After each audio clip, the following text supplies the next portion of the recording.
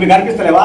ఈ ప్రాంతానికి ఎస్సీ సౌకుల నిధుల ద్వారా 2 కోట్ల నిధులు తీసుకొచ్చి ప్రతి గ్రామానికి సిమెంట్ రోడ్లు డ్రైనేజీలు ఇవ్వడం జరిగింది. ఇది మీకు కనిపిస్తలేదా? ఇవన్నీ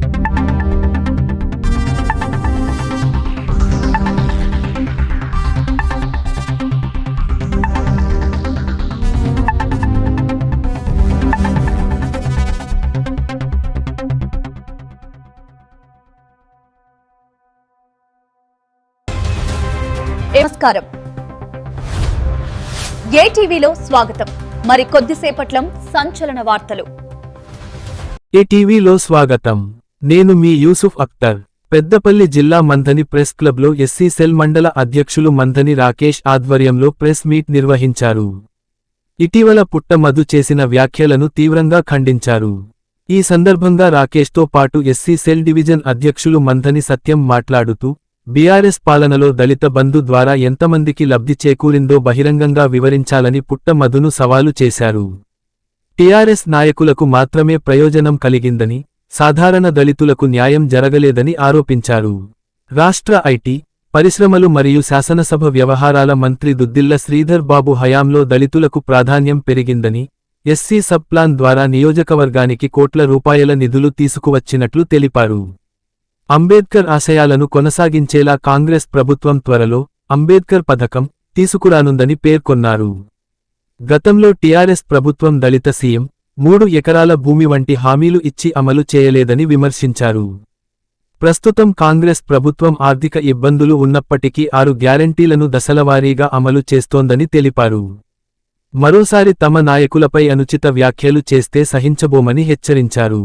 ఈ కార్యక్రమంలో 4వ వార్డు కౌన్సిలర్ ఎరుకుల స్రవంతి రమేష్ బాబు, సర్పంచ్ తోటపోచం, పెద్దపల్లి మాదిగ జేఏసీ అధ్యక్షులు అక్కపాక సంపత్, మాజీ సర్పంచ్ ఎరుకల మధు, అధికార ప్రతినిధి తోకల మల్లేష్, పొనగంటి రమేష్, ఎరుకుల సురేష్, కొండా శేఖర్ తదితరులు పాల్గొన్నారు. అమలు చేయడం లేదని వారి నోటికి వచ్చినట్లు ఈ మంత్రిని దళిత నాయకులు కూడా అవాకులు చెవాకులు మాట్లాడడం జరిగింది.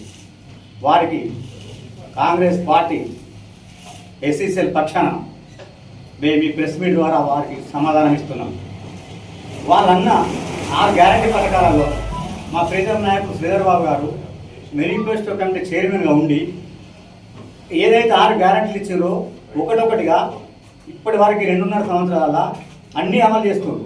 మరి వారికి కనిపించడం లేదు. టీఆర్ఎస్ వాళ్ళకు వాళ్ళు కళ్ళుండి చూడలేని కబోదు అని అడుగుతాను. ఈ సందర్భంగా వెంటనే అదే రోజు ఉచిత బస్సులు ఇవ్వడం జరిగింది, మహిళలకు గ్యాస్ ఇవ్వడం జరిగింది, గృహ విద్యుత్ ఇవ్వడం జరిగింది, సన్న బియ్యం ఇవ్వడం జరిగింది, ఆరోగ్య బీమా 10 లక్షలు ఇవ్వడం జరిగింది, ఇవన్నీ ఇందిరమ్మ ఇల్లు ఇవ్వడం జరిగింది.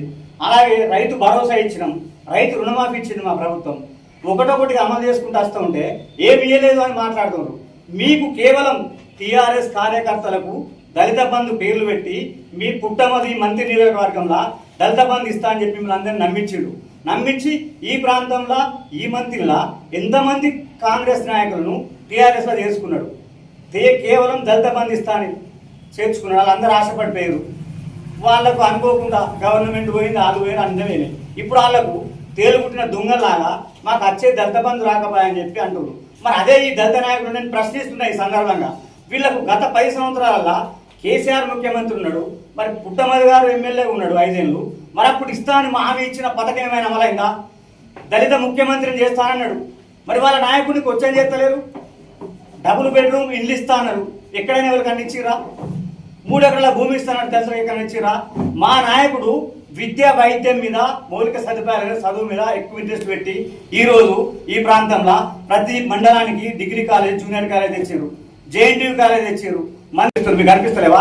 ఈ ప్రాంతానికి ఎస్సీ సౌకుల నిధుల ద్వారా 2 కోట్ల నిధులు తీసుకొచ్చి ప్రతి గ్రామానికి సిమెంట్ రోడ్లు డ్రైనేజీలు ఇవ్వడం జరిగింది. ఇది మీకు కనిపిస్తలేదా?